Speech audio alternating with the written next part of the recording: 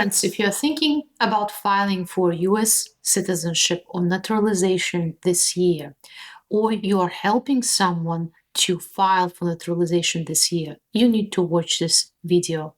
In 10 minutes, I'm going to cover the most important changes that occurred in 2025 that you need to know about, not to be caught by surprise. My name is Alena Shautsova. I'm a New York immigration lawyer. I use my social media to educate public on various topics of the United States immigration law, spread the immigration news, and answer your questions live during my live shows. Welcome, and let's start. It is not news that each administration that comes to the Oval Office is trying to shape the rules related to immigration process and specifically to the process of becoming a US citizen through naturalization. But this administration imposed new standards that we have never seen before and returned some standards that were used by the United States government, but about 50 to 70 years ago. So we're going to talk about these innovations in our immigration system so that you can prepare for them. First of all, what you need to know is that in June of 2025, USCIS issued a memo reminding people that the first thing they're going to be checking when you're filing for naturalization would be the way you received your green card. The USCIS officers are going to be focusing on evidence of fraud and mistakes. Fraud occurs when someone knows that they're cheating the system and submitting documents that are fraudulent, forged, or not true.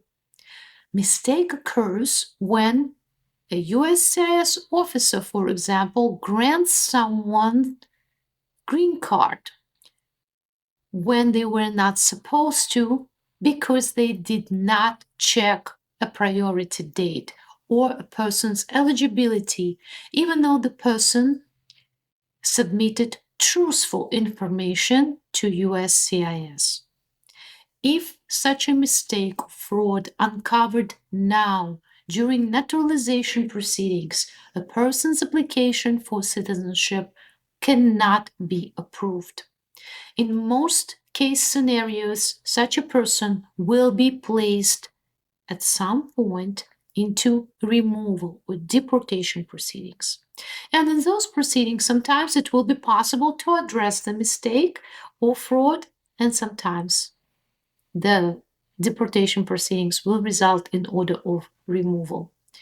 So, prior to submitting that application for naturalization, knowing that this very thorough vetting is going to take place, make sure that you have a copy of your immigration file and a skilled, experienced, smart lawyer is going to go over that file to make sure that no mistakes or misrepresentations occurred during your green card process. Another important thing that USCIS officers are going to focus their attention on would be your absences out of the United States. They are allowed to look at the absences not only within the statutory period, but beyond the statutory period as well. For example, 7 years ago, you took a trip out of the United States for longer than 6 months. Then you returned back. Then you took multiple trips. Well, guess what's gonna happen now when you're filing for citizenship? The officer may get interested in those trips and may see if you abandoned your green card at that time, long time ago. Of course, not every case is going to cause an absolute disaster finding that you abandoned your green card.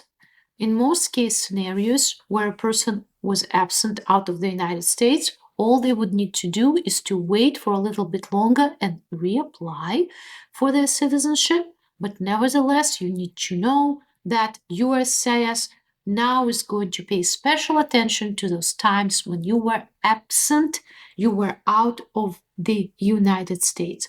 If they find something profound, like you were not in the United States for 3 years at a time, know that most likely you will face removal proceedings there.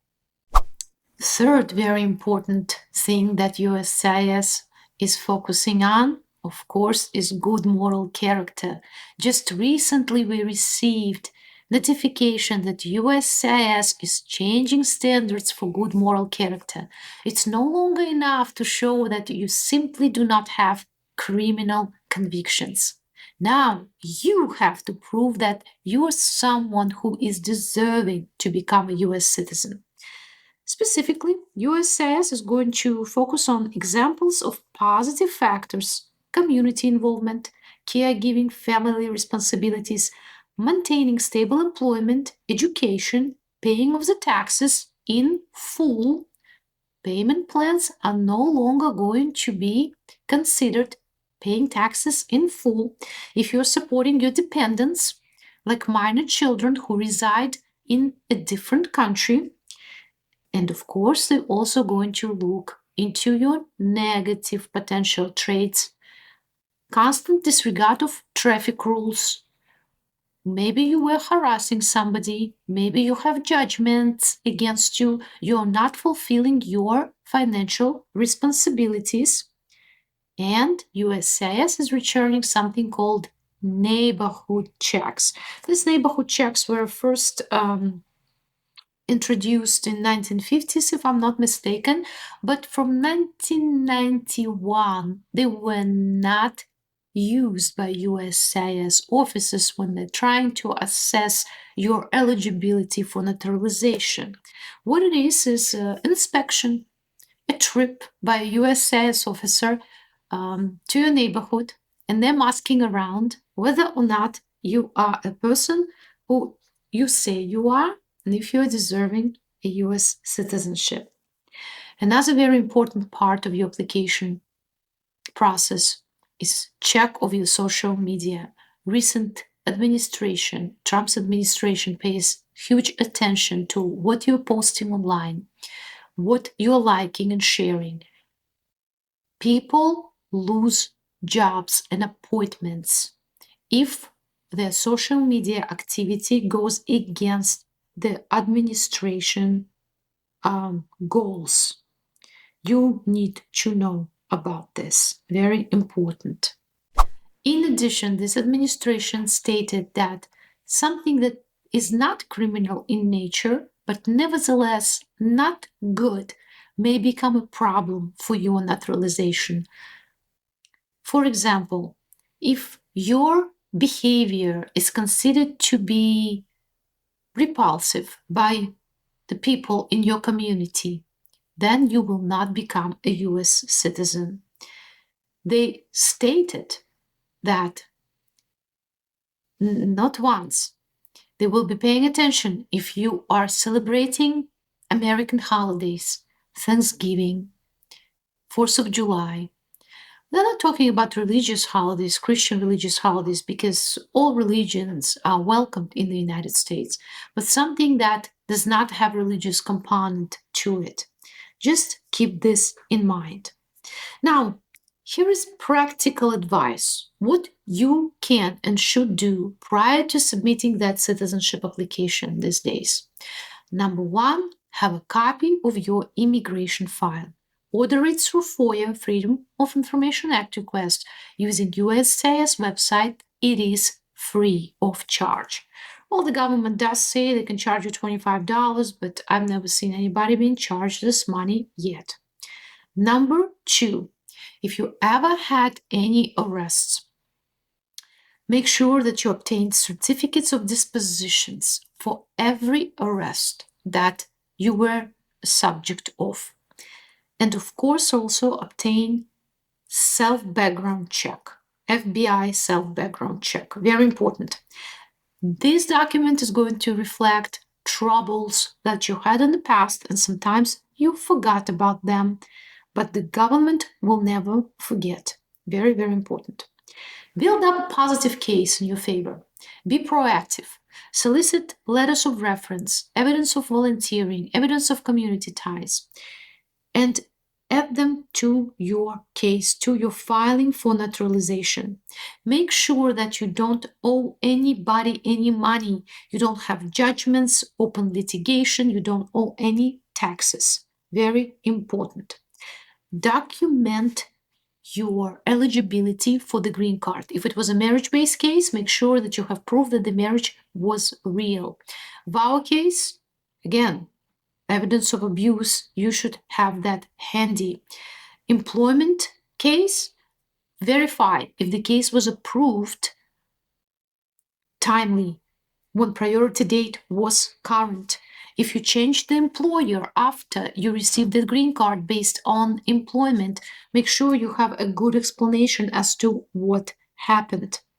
Finally, you have to stay current with immigration laws. You have to know what is expected of you when you file for your naturalization, how to prepare for the naturalization interview, especially now when there are rumors that naturalization test is going to change. English test is going to change, English language test and history test. We do not know yet what exactly is going to happen, but there are rumors that it's going to become harder. And if you can, please bring an attorney with you to that interview. A lawyer at the interview will make sure that your rights are respected. And of course, you're going to have a witness to the proceedings as well to make sure that everything is happening according to the law. In case of a denial, you need to know you have a right to appeal the denial, but sometimes it is wiser to refile the case, and sometimes it is wise not to do anything. Typically, a good lawyer is not going to bring a case where the third option is a good option, because we're bringing cases that we know we can win. Well, listen, I hope that this video is helpful. I hope that you're going to make wise decisions in your current immigration life, and your application for naturalization, if you choose to file it, is going to be approved. I encourage everyone who is eligible to file. The best time to file for naturalization was yesterday. The second best time is now. Remember this. Of course, if you're eligible and well prepared. Thank you very much for watching. I hope you find this video helpful. So please like and share it, and I hope to see you soon.